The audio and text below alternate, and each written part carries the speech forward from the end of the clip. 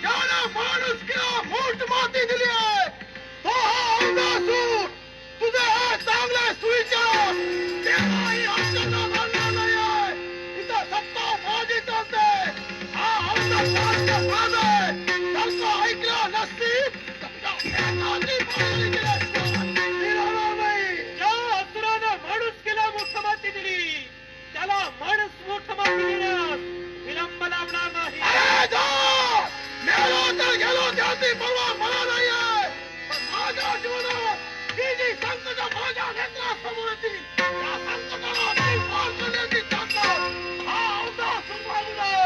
अंधासूर शेवट तुझा अंतिम आहे. गड जेजुरीचे आम्ही रहिवासी, गड जेजुरीचे आम्ही रहिवासी, देवाचा झेंडा ओळखला दुरून, मोतियाने द्यावी भरून, नाहीतर देवा देवा मी जातो दूरून, मल्हारवारी मोतियाने द्यावी भरून, नाहीतर देवा देवा मी जातो दुरून.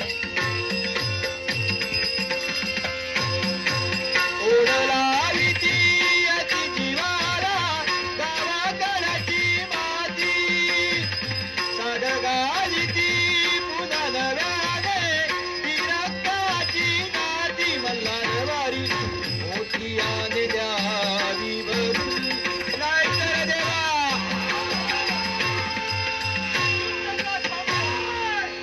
प्राणाच्या आशेनं तो मरणाच्या भीतीनं तुझ्या समोर मी युद्ध थांबलं नाहीये. कारण काय? ऐक! माझ्या अंगी केवढे पराक्रम आहे, माझ्या अंगी केवढी शक्ती आहे याची प्रसिद्धी या औंधपाहतो, या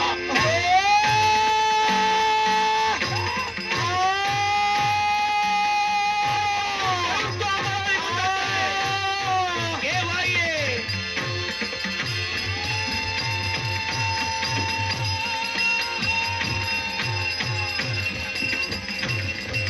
ओम नमः शिवाय, ओम नमः शिवाय, ओम नमः शिवाय, ओम नमः शिवाय, ओम नमः शिवाय, ओम नमः शिवाय, ओम नमः शिवाय, ओम नमः शिवाय, ओम नमः शिवाय, ओम नमः शिवाय.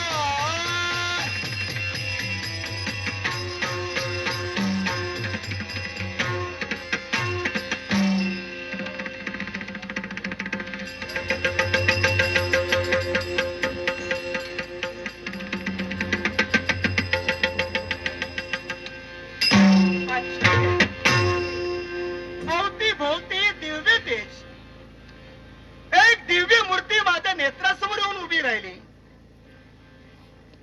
फार उपकार झाले तुमचे. उपकार आम्ही केले हे तुमच्यावर उपकार नव्हे. मग देवी यमाई हं, करवीर प्रांतात आमचं वास्तव्य, हा, करवीर प्रांतावरून दृष्टिक्षेप औंध प्रांतावर टाकली. औंध प्रांतावर आल्या संकटाची चाहूल आम्हाला लागली सावून आणि त्याच वेळी अति शस्त्र घेऊन भक्तांवर आलेलं संकट दूर करण्यासाठी, देवी यमाईंना सहकार्य करण्यासाठी आमची पावलं या औंध प्रांतात पडली. मला पण ज्या अर्थी मी आलो, देवी यमाई या उपकाराची परतफेड तुम्हाला करावी लागेल. उपकाराची परतफेड या उपकाराची परतफेड तुम्हाला करावी लागेल. पण ती कशा पद्धतीनं? एकच, ऐकूया. औंध प्रांतावर आलेलं संकट आम्ही दूर केलं. हं, न भूतो न भविष्यती. करवीर प्रांतावर जर का संकट खोंगावून